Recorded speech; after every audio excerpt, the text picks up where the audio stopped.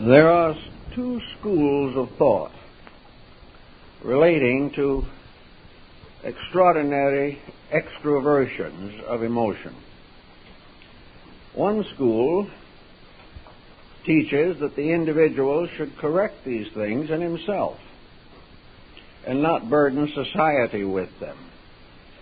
The other school, which has a large following today, takes the ground that whatever we feel, we should say. If we don't like something, we should complain bitterly. And if we regard ourselves as injured or abused, we should retaliate in every way possible. This is sort of extroversion. A good example of it is the modern terrorist movements in various nations. They are the ones who feel that a complaint should be aired in its full meaning and dignity. This may be a way that appeals to persons who are not especially thoughtful. But I think that the wiser part of mankind has always explained the matter as something that should be worked over, contained, and transmuted within the life and character of the person himself. Now, there's no doubt in the world that the temptations to be unpleasant or unhappy are numerous. They are, so to say, initiations or tests. Our weaknesses are the primary reason why we're here, because, as the ancients certainly considered it, this world is a place of testing. It is a sphere in which we have the privilege of exhibiting the best of our own conduct, and most of all, the privilege of solving problems without unusual disturbance. Actually, to many folks, the problem of anger is one of those difficult pressures of the personality which are difficult indeed to transmute or to control. When we are unhappy or angry, critical, condemnatory, self-pitying, the whole of our libido flows into these attitudes. We seem to have no resistance to them. We feel as though a pressure greater than we can control is operating through us. And because of our psychological orientation, we feel that these pressures, or this pressure, is quite proper, reasonable, and appropriate to the situation. Usually when you discuss a problem of disposition with a person in difficulties, and he tells what he has done, and you explain that that was not the wisest way he could have handled a situation, he looks at you very innocently and says, well, I just can't help it. And most of our troubles, to a measure at least, come under the conviction that we just cannot help being ourselves. Now, it's somewhat difficult to assume that ourselves, in the best sense of the term, have bad dispositions. They do not. The internal life of man is sustained by law and order. The person themselves is never in a condition in which they cannot control their own feelings. That is, unless a distinct pathology exists. The real answer is that self-discipline is a tedious frustration of our feelings. We do not like to assume that it is our responsibility to act better than we feel. But the answer, of course, lies in the control of the way we feel, and not a control of the tongue or of some external factor of communication. We have to realize also that all dispositional inconsistencies are penalized.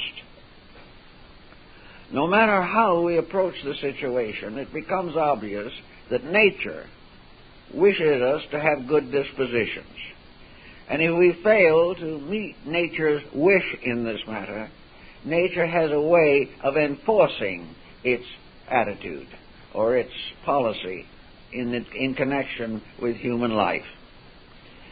The body itself, the physical body, is usually the primary victim of emotional intemperance. The body is damaged by any unreasonable, stressful, negative expression of emotion.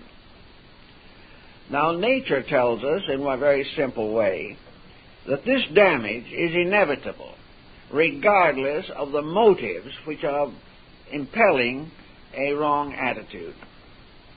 We may feel perfectly confident that our position is correct, but if our disposition is not under control, various after effects are very serious. For example, a person who has high blood pressure and a bad temper is compounding a difficulty. Under the stress of emotion, the high blood pressure can result in irreparable damage to the heart or the brain. The fact that the emotion seems to be justified does not prevent the damage. Nature, therefore, is not to be bribed by some apology, by some personal interpretation of feelings which are contrary to natural law. The law of nature is very simple and direct. Human beings must live together in peace or perish. This is obvious on a political level. It is obvious in the psychological pressures of nations, and it is equally obvious in the home or within the actual physical structure of the human being. Nearly all of the discordant political factions that are disturbing us today feel that they have legitimate grievances. They have been wronged, injured, slighted sometime along the way of history. Sometimes the damage was done centuries ago. In other cases, it appears to be contemporary. But whatever be the historical background for the situation, the fact remains that any failure of internal composure is likely to thrust a major disaster upon mankind. Various attempts have been made to estimate the effect of emotional pressure on the individual. Delicate mechanisms are now available in which these pressures can be recorded, estimated, and diagnosed. They also occur frequently in psychological counseling. And a sincere and honest counselor realizes that he cannot change the disposition of another person. He can advise change. He can perhaps give some useful suggestions as to how this change can be accomplished.